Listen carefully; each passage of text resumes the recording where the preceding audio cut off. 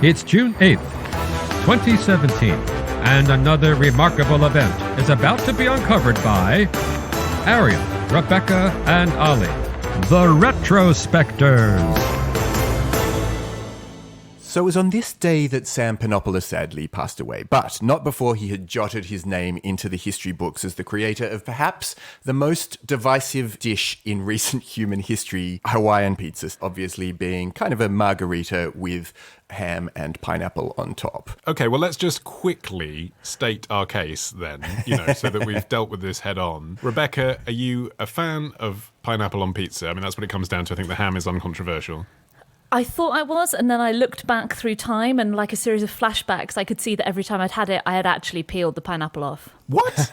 Wow. Who orders it and then takes it away? It's not a case of ordering it. It used to be like, when we'd have pizza on a Saturday evening when I was a kid, we'd have a Goodfellas, we'd watch Friends. What you're saying is it's a staple, and I heartily agree. By the way, yeah. I think Hawaiian pizza is a classic and is completely unfairly underrated. I agree, totally. I want ham, I want pineapple, I want them together, separately, and on pizzas. But see, now that's not surprising, Arion, because apparently Hawaiian pizza is the most popular pizza in Australia. I know, it's crazy. I did not know that, but it stacks up with the amount of Hawaiian pizza that I've consumed in my life. It is also now, as of 2021, Rebecca, the most popular pizza in America for takeout and delivery, which just goes to show that in times of turbulence, people tend to comfort food, they turn to the Hawaiian. Yeah, and it's also the most available pizza topping in the UK. So The most available, the sluttiest of pizza toppings. Most pizza restaurants have it. Now, I'm surprised by that because all the halal ones can't. That shows you how popular it is, doesn't it? Even despite the fact that halal ones don't stock it, you can still get the wine in more pizza restaurants than anywhere else. How can it be on more pizza menus than a margarita? I've never seen a pizza menu without margarita, but maybe they're not counting that because it almost doesn't have That's any just toppings. the base, isn't it? Yeah, that's before you get started. That's just a lack of imagination. That's what it should be called. Imaginationone. That's what it should be called. Well, technically, weirdly, the pizza itself, the margarita or Napolitana, is regarded as the original pizza, and it was even given traditional speciality guaranteed status by the EU in 2009. So that version of pizza, that super boring version of pizza, has been legislated for and protected. And it isn't as old as people think. Like before, they're all like, oh, it's inauthentic to have pineapple on pizza. Well, listen to this, chumps. It was only 1889 that they invented the margarita pizza. It was baked in honour of the Italian monarchs King Umberto and Princess Margherita, who were visiting Naples. 1889. So it's not been around that much longer than the Hawaiian. All Italian cuisine is a lie because they didn't have tomatoes until the discovery of the New World. Before then, there was no such thing as a tomato sauce. Right. I love the fact that we've commemorated the controversy around pineapple on pizza, the invention of the margarita, and the current situation of pizza restaurant menus, but we haven't actually dealt with the date in question. And I guess that's because, Arion, you couldn't find a particularly significant date for the Hawaiian pizza, i.e. the day it was invented, so you've gone with the death of the bloke who invented it. Yeah, that is exactly true. Presumably there was some sort of state funeral. I mean, what a significant event. Well, it was covered by newspapers, including, newspapers over here. It wasn't just sort of the Canadian press that picked it up. He's offended now. I was only joshing. Yeah, well, on behalf of the Panopoulos clan, I'm wanting to make sure the record is straight. But anyway, the story of Panopoulos is that he was originally Greek, you'll be unsurprised to learn given his surname, moved to Ontario in Canada aged around 20, and then started up a bunch of restaurants with his brothers. And they specialized broadly in American food, but then started offering pizza in the 1960s. And so apparently they were doing a load of, they said, food experiments in their kitchens, and this was one of the ones that came out of it. But it got me thinking, well, what other abominations were the Panopoulos brothers creating? Like kiwi roast chicken and, I don't know, plum mashed potatoes. I did read an interview with Panopoulos where he was talking about how in Canada at the time the only available pizza toppings were mushroom, bacon and pepperoni. So when he said they were experimenting, he probably meant they were experimenting with things like olives or chicken. Anything else, yeah. Trio fromage. But also Chinese food. So partly it came from that. So there was a burgeoning Chinese immigrant population around Chatham, Ontario, and he had a Chinese-American chef. And obviously that kind of makes then sense, doesn't it? You can see the Venn diagram where kind of sweet and sour pork leads you to the sweet and sour combinations of ham and pineapple.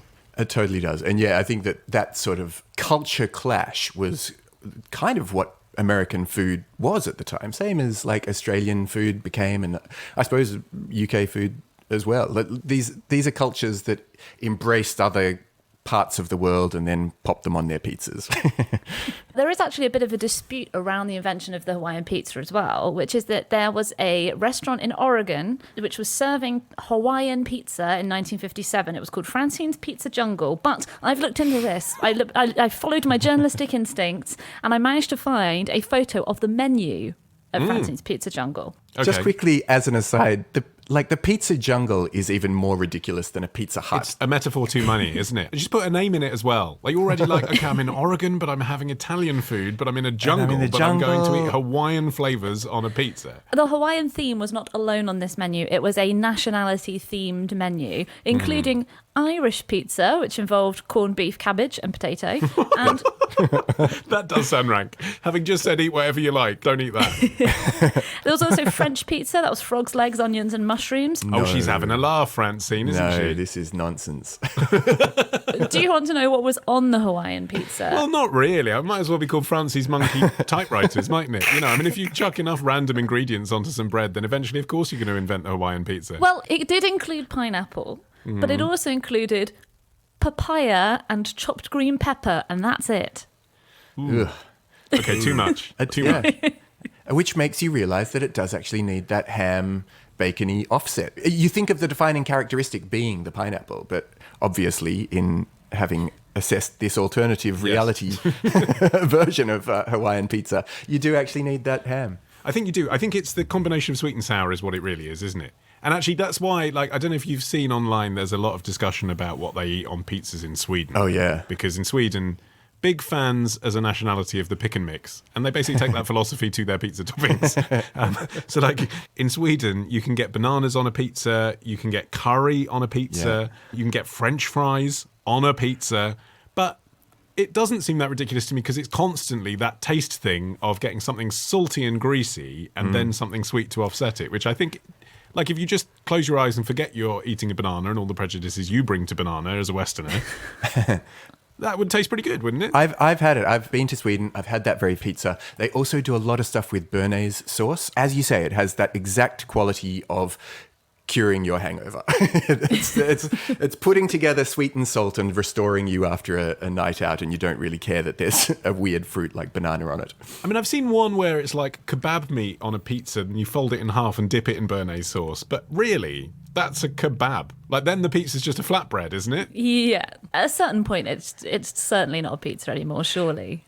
That's my feeling about the origin stories that try to trace the existence of pizza back to the Etruscans in like the 400s AD, where they're like, there was this bread that was very much like pizza dough. And I'm like, well, that's just because any bread before you do anything really exciting to it is kind of like pizza dough, you know? Yeah. Did you have a restaurant called the Etruscans Pizza Jungle? No, you did not. Therefore, it does not exist. Did not happen. One question I wanted to see answered was whether the Hawaiian pizza is popular in Hawaii. And I must say that despite my research, I found it hard to find a comprehensive answer to this question. And what I could discover is that there's a more popular pizza, which is the Kalua pork pizza in Hawaii, which is kind of a slow roasted pork with barbecue sauce. Are you hungry, Rebecca, after this That sounds recording? really good. I've only been going for 10 minutes. I'm just like, I want pizza now. I want some really greasy pizza. It's not the Italian pizza that I want. And that's the thing, isn't it? When people are like, oh, it's inauthentic. It's like, no, it's its own category of thing. I want junk food pizza now, please. Yeah, exactly. Shovel the hot dogs on top and I'll eat it. Tomorrow. People used to pretend they were dead so they could leave his gigs. He was so bad. Love the show? Support the show. Patreon.com/retrospector. Part of the Acast Creator Network.